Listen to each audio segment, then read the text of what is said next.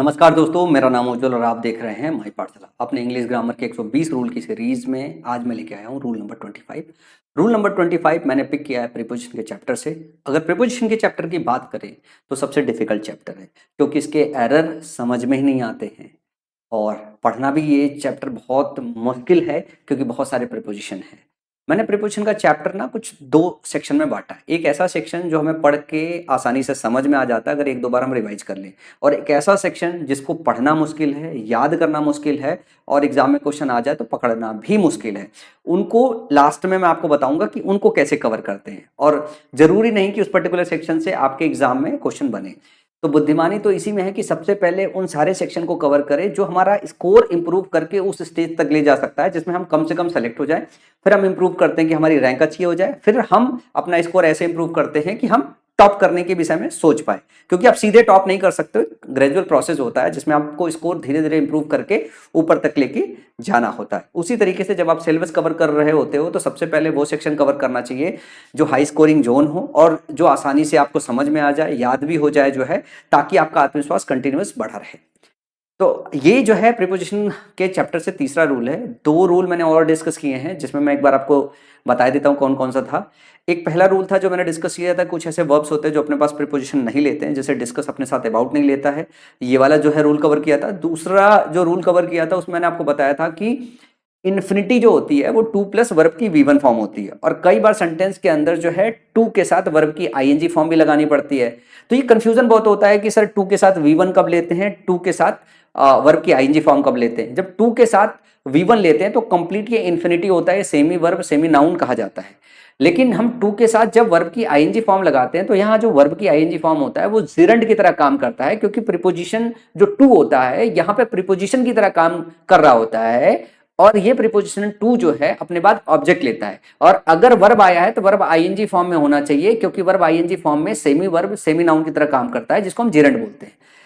अब ये doubt continuous बना रहेगा जब तक कुछ सर्टेन फ्रेजेज है जिनका इस्तेमाल करके एग्जाम में क्वेश्चन बनाए जाते हैं उन फ्रेजेज को याद ना कर लो। तो मैंने आपको बताया था कि used to, accustomed to, prone to, taken to, addicted to, look forward to जैसे फ्रेजेज है जिन पे बेस्ड एग्जाम में क्वेश्चन बनाए जाते हैं। उन 10-12 फ्रेजेज को आप अगर अच्छी से तरीके से याद कर लो तो आपके एग्जाम में कभी क्वेश्चन गलत नहीं होंगे। सबसे ज्यादा जो यूज होने वाला फ्रेज है वो लुक फॉरवर्ड टू है। मतलब 2015 में मैंने पेपर दिया था उसमें भी आया था, 2016 में दिया था उसमें भी आया था, 17 में भी सेट में आया, 18 में भी आया, 19 में आया, 20 में, 21 में, हर साल ये फ्रेज किसी ना किसी के सेट में पूछा जाता है। तो मैंने बताया था बस इतना फ्रेज याद कर लो, वो जो है इससे रिलेटेड जो भी आपका एरर आता है एग्जाम में वो आप पिक कर लोगे।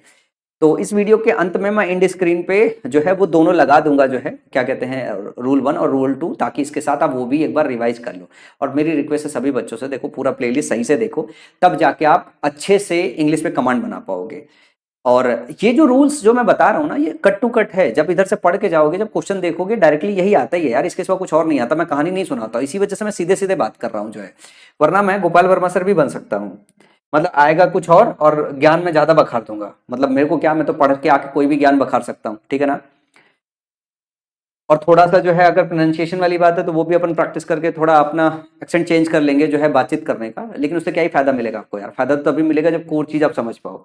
तो आज बेसिकली हम जो प्रीपोजिशन में डिस्कस करने वाले इन, ऑन और एट के यूज को समझने वाले हैं। और स्पेशली अगर इन, ऑन और एट के यूज की बात करूं मैं, तो इनका इस्तेमाल एग्जैक्ट टाइम के साथ कैसे होता है, डे डेट के साथ कैसे होता है, मंथ और ईयर के साथ कैसे होता है जो है, या फिर अगर मैं बात करूं डे टाइम्स जो होते हैं हमारे, जैसे डॉन हो गया, डस्क हो गया, डे ब्रेक हो गया, सनराइज हो गया, नून, सनसेट, नाइट, मिडनाइट हो गया, मॉर्निंग हो गया, इवनिंग हो गया, या डे डेट के साथ कई बार मॉर्निंग और इवनिंग मेंशन हो जाता है। अगर इस तरीके से अगर कुछ आता है तो उनके साथ अगर प्रीपोजिशन आपको इस्तेमाल करना हो तो कब आप इन का इस्तेमाल करोगे, कब आप ऑन का इस्तेमाल करोगे, कब आप अहेड का इस्तेमाल करोगे, ये आज के दिन सीखना है। और इसमें आज के दिन में एक और सेक्शन है जिसमें मैं आपको ये भी बताने वाला हूं कि कहां पे आप इस्तेमाल नहीं करते हो, किसी भी प्रीपोजिशन का इस्तेमाल नहीं करते हो। इन पे बेस्ड प्रीवियस ईयर के क्वेश्चन है जो भी लेके आया हूं क्लास में। तो सबसे पहले बात करें कि एग्जैक्ट टाइम के साथ, जब एग्जैक्ट टाइम की बात करते हैं तो हम 9 AM बोल सकते हैं, 8 AM बोल सकते हैं, PM भी बोल सकते हैं, साथ में 8 o'clock भी बोल सकते हो, 8 o'clock भी बोल सकते हो। जो एग्जैक्ट टाइम की बात करते हैं 9 o'clock भी बोल सकते हो। अगर इनके साथ मैं बात करूं एग्जैक्ट टाइम के साथ, तो इनके साथ जो प्रीपोजिशन है वो एट लगाया जाता है। At 9 AM, at 8 AM, at 8 o'clock, at 9 o'clock बोलते हैं। जब हम डे की बात करते हैं, जब हम डे की बात करते हैं तो जरा ध्यान से देखो, डे में क्या हो गया, जैसे हमने बोल दिया संडे, हमने बोल दिया मंडे, तो संडे मंडे के साथ हम क्या लगाते हैं, संडे मंडे के साथ हम ऑन संडे लिखते हैं, ऑन मंडे लिखते हैं, ऑन ट्यूसडे लिखते हैं, ऑन वेडनेसडे लगते हैं। इसी तरीके से अगर मैं डेट के साथ बात करूं, अगर मैं डेट के साथ बात करूं तो डेट के साथ आप क्या लगाते हो, जैसे 26 जून लिख दूं, 26 जून लिख दूं तो मैं ऑन 26 जून लिखता हूं, 28 अगस्त लिख दूं, 28 अगस्त लिख दूं, तो इसके साथ मैं क्या लिखता हूं, इसके साथ मैं ऑन लगाता हूं। अगर आप डेट की बात कर रहे हो, अगर तारीख मेंशन कर रहे हो तो तारीख के साथ आप ऑन का इस्तेमाल करते हो। तो अगर मैं बात करूं एग्जैक्ट टाइम के साथ आप एट का इस्तेमाल करते हो, डे के साथ आप ऑन का, डेट के साथ आप ऑन का इस्तेमाल करते हो। जब आती है मंथ और ईयर की बात, जब आती है मंथ और ईयर की बात तो हम इन जनवरी लिखते हैं, इन जनवरी लिखते हैं, इन फरवरी लिखते हैं, इन मार्च लिखते हैं। यहीं अगर मैं बात करूं इन 1989 लिखते हैं, अगर ईयर की बात आ जाए तो इन 2002 लिखते हैं, इन 2024 लिखेंगे, इन 2028 लिखेंगे। तो जब ईयर की और मंथ की बात हो तो इनके साथ प्रीपोजिशन इन का इस्तेमाल करते हैं। अब जैसे मैं बोलूं वर्मा जी रीच दिल्ली, वर्मा जी दिल्ली पहुंचे, अगर मेरे को बोलना हो कि 9 बजे पहुंचे, 9 AM पे पहुंचे तो एट 9 AM बोल सकते हैं। अगर मैं बोलूं 8 बजे पहुंचे, एट 8 ओ क्लॉक लिखेंगे, क्या लिखेंगे, एट 8 ओ क्लॉक लिखेंगे। अगर मैं बोलूं कि ये भैया 26 तारीख को पहुंचे हैं तो आप लिखोगे कि वर्मा जी रीच दिल्ली ऑन 26 जून या ऑन 28 अगस्त लिख सकते हो। अगर आपको बताना हो संडे को पहुंचे तो ऑन संडे बोलोगे, ऑन मंडे बोलोगे, ऑन ट्यूसडे बोलोगे। अगर आपको बोलना है जनवरी में पहुंचे तो इन जनवरी, इन फरवरी, इन मार्च बोलोगे। अगर आप बोलोगे कि 1989 में पहुंचे तो इन 1989 बोलोगे, इन 2002 बोलोगे, इन 2024 बोलोगे, इन 2028 बोलोगे। तो सिंपल सा आपको याद रखना है, एग्जैक्ट टाइम के साथ एट का, डे डेट के साथ ऑन का, मंथ और ईयर के साथ आप इनका इस्तेमाल करते हो। फिर बात में आती है जो डे टाइम्स होते हैं हमारे, जैसे डॉन हो गया, डस्क हो गया, डे ब्रेक हो गया, सनराइज हो गया, नून हो गया, सनसेट हो गया, नाइट हो गया, मिड नाइट हो गया। यहां तक तो देखो आसानी से याद रह जाता है, जो भूलता नहीं है। आगे मैं ये भी बता देता हूं कहां कहां कंफ्यूजन होता है। जब डॉन की बात करते हैं, डस्क की बात करते हैं, डे ब्रेक की बात करते हैं, सनराइज की बात करते हैं, नून की, सनसेट की बात करते हैं, ठीक है ना, नाइट और मिड नाइट की बात करते हैं, तो ये आपको है। तो इसके साथ हम प्रीपोजिशन एट का इस्तेमाल करते हैं। एट डॉन लिखते हैं, एट डस्क लिखते हैं, एट डे ब्रेक लिखते हैं, एट सनराइज लिखते हैं, एट नून लिखते हैं, एट सनसेट। तो ये जो डे टाइम्स है ये तो आसानी से याद रह जाता है। कंफ्यूजन होता है नाइट और मिडनाइट के साथ, नाइट और मिडनाइट के साथ, क्योंकि जो मॉर्निंग होता है ना, हम इन मॉर्निंग लिखते हैं, क्या लिखते हैं, इन मॉर्निंग, और इन इवनिंग लिखते हैं। तो कई बार क्या समझ में आता है, इन नाइट होना चाहिए, क्या होना चाहिए, इन नाइट। तो इन नाइट नहीं होता, मॉर्निंग के साथ इन लगाते हैं, इवनिंग के साथ इन लगाते हैं, पर नाइट के साथ एट लगाते हैं। यहां पे लगाते हैं हम एट नाइट, एट मिडनाइट, क्या, एट नाइट, एट मिडनाइट। लेकिन कई बार आप देखोगे मून लाइट लिख के आता है, मून लाइट, मून नाइट,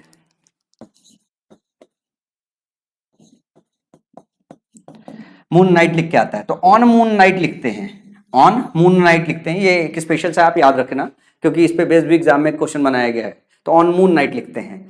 लेकिन अगर मॉर्निंग इवनिंग की अगर बात करें, इसके साथ अगर इसके पहले डे डेट अगर आ गया है, इसके पहले डे डेट आ गया तो मॉर्निंग इवनिंग को देखना छोड़ दीजिएगा, डे डेट के हिसाब से लगाइएगा। डे डेट के हिसाब से क्या लगाते हो, डे डेट के हिसाब से ऑन लगता है, डे डेट के हिसाब से ऑन लगता है। तो जब भी इनके पहले डे डेट मेंशन हो जाए, जैसे डे की बात करें, जो है डेट की बात करें, डे जैसे जनवरी, सॉरी संडे की बात करते हैं, ठीक ना, संडे मॉर्निंग की बात करें, जो है मंडे मॉर्निंग की बात करें, तो on Sunday morning, on Monday morning, तो डे डेट मेंशन हो जाएगा। तो आप मॉर्निंग इवनिंग छोड़ दीजिएगा दिमाग से, फिर डे डेट के हिसाब से प्रीपोजिशन लगाइएगा, तभी याद रहेगा।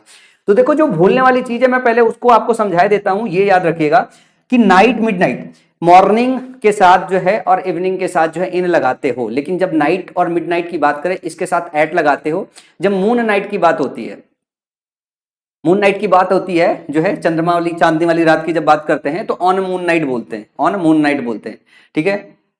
अब इसके बाद कुछ ऐसे सेक्शन है जिसमें हम प्रीपोजिशन का इस्तेमाल ही नहीं करते हैं। जैसे हम अगर टुडे की बात करते हैं, अगर हम टुमारो की बात करते हैं, हम स्टरडे की बात करते हैं, हमने आज की बात कर ली, हमने कल की बात कर ली, पिछले वाले और आने वाले कल की बात कर ली, और आज की बात कर ली, इनके साथ लगाते ही नहीं है। फिर फॉलोइंग डे, आने वाले दिन की बात कर ले, नेक्स्ट डे जो है उसकी बात कर ले, फिर स्टरडे इवनिंग की बात कर ले, स्टरडे आफ्टरनून की बात कर ले, लास्ट नाइट की, दिस मॉर्निंग की, दिस आफ्टरनून की, टू नाइट की, टुमारो मॉर्निंग की, टुमारो इवनिंग की। तो इनके साथ हम इस्तेमाल नहीं करते। अब देखो कंफ्यूजन कहां से आएगा, आप बोलोगे कि सर मॉर्निंग के साथ हमने क्या लगाया, इन मॉर्निंग लिखा हमने, और आपने बोला कि अगर हमने संडे लिख दिया है, संडे मॉर्निंग, तो इसके साथ हमने ऑन संडे मॉर्निंग लिख दिया है। लेकिन अगर संडे की जगह हमने दिस मॉर्निंग लिख दिया है, दिस मॉर्निंग लिख लिया है, तो आप कह रहे हो कि कोई प्रीपोजिशन इस्तेमाल नहीं हुआ। यस, यही चीज है। इन मॉर्निंग लिखते हैं, ऑन संडे मॉर्निंग लिखते हैं, लेकिन अगर दिस मॉर्निंग लिख रहे हो तो गलत है। दिस मॉर्निंग लिख रहे हो, लास्ट मॉर्निंग लिख रहे हो तो गलत है, लास्ट नाइट लिख रहे हो तो गलत है, ठीक है ना। दिस आफ्टरनून लिख रहे हो तो गलत है, टू नाइट लिख रहे हो जो है, तो टू नाइट के साथ ध्यान रखिएगा, एक तो और कंफ्यूजन यहां पर होएगा। जैसे हम एट नाइट लिखते हैं, एट मिड नाइट लिखते हैं, एट मिड नाइट लिखते हैं, ठीक है ना। लेकिन अगर हम टू नाइट की बात कर ले, टू नाइट की बात कर ले, तो टू नाइट के साथ हम लगाते ही नहीं प्रीपोजिशन, टू नाइट के साथ हम प्रीपोजिशन लगाते ही नहीं है। तो ये कुछ एग्जांपल है, जरा देखिएगा। Sita will go there on tomorrow, अब रिदम में फिट बैठ जाता है, लेकिन टुमारो से पहले नहीं लगाते हैं। Ram arrived here on last night, जब लास्ट नाइट की बात करते हैं तो नहीं लगाते हैं। सिर्फ नाइट की बात करते हैं तो एट नाइट लिखते हैं, लेकिन अगर लास्ट नाइट की बात कर रहे हैं तो नहीं लगाएंगे। मिड नाइट की बात करेंगे तो लगाएंगे, और अगर मून नाइट की बात करेंगे तो हम ऑन लगाएंगे। ध्यान रखिएगा, मून नाइट की बात करें अगर हम, तो हम ऑन मून नाइट लिखते हैं। चांदनी रात की अगर बात करेंगे तो I completed the given task on yesterday, yesterday के पहले नहीं लगाओगे, टुडे के पहले नहीं लगाओगे, टुमारो के पहले नहीं लगाओगे, द नेक्स्ट डे के पहले नहीं, द फॉलोइंग डे के पहले नहीं लगाओगे। तो इन सबके पहले आप नहीं लगाते। तो आपको ध्यान रखना है कि किन के पहले नहीं लगाना है, किन के पहले लगाना है। सबसे ज्यादा जो एग्जाम में आपके क्वेश्चन आते हैं वो क्वेश्चन आपके यहीं से आते हैं, इसी वाले सेक्शन से आते हैं, कि आपको exact time, day, date, month और ईयर के साथ आपको समझना है कि लगता है कि नहीं लगता है। बाकी चीजें कम आती है, मॉर्निंग और इवनिंग के साथ आती है, तो मॉर्निंग इवनिंग के साथ इनका इस्तेमाल करते हैं। उनके बाद पहले अगर डे डेट आ गया है तो आप प्रीपोजिशन ऑन का इस्तेमाल करोगे, बस इतना ही आता है। कभी काल को हो सकता है पूछ दे, तो जानकारी के लिए आपको पूरी जानकारी होनी चाहिए। अब ये क्वेश्चन है, जरा क्वेश्चन कर डालो, सब आसानी से कर लोगे सब। I saw him coming out of the hotel on 10 o'clock। अब 10 o'clock लिखा हुआ है ना, तो ऑन इसके साथ गलत है, एट 10 o'clock होगा, एग्जैक्ट टाइम दिया हुआ है। या मून लाइट दिया हुआ है, मून लाइट, मून नाइट होगा, ठीक है ना। तो यहाँ पे इनकी जगह ऑन ऑन होगा। मून नाइट होता है या मून लाइट होता है, यार कोई देख लेना।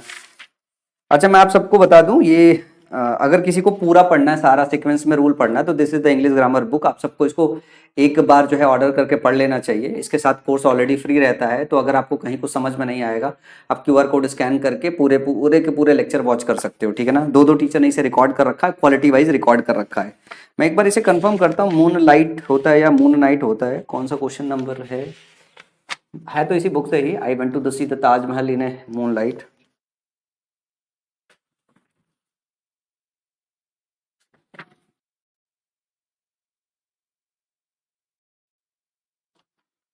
Hold on just a second.